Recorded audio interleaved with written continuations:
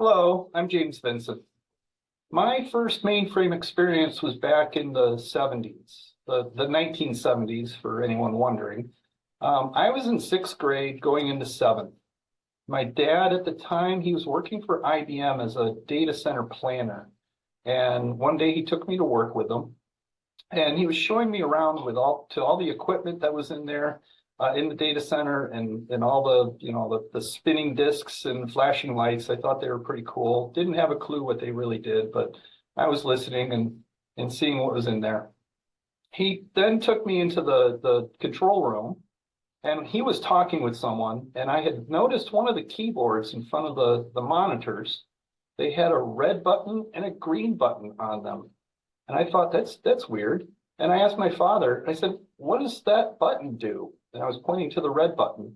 And he said, without missing a beat, he said, it makes the phone ring. Push it and see.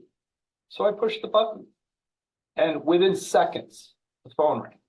And then when the phone rang the first time, he pushed the green button. But he said, see, makes the phone ring.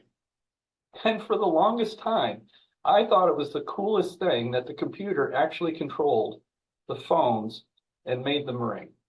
It did take me a little while to learn that little red button actually makes the computer stop. And when that happens, the people get a little nervous and they call the data center to find out what's going on. So that was my first experience with mainframes, and it actually kickstarted my career for almost 40 years now and working with mainframes. And by the way, I still have a red button on my keyboard, except mine says panic.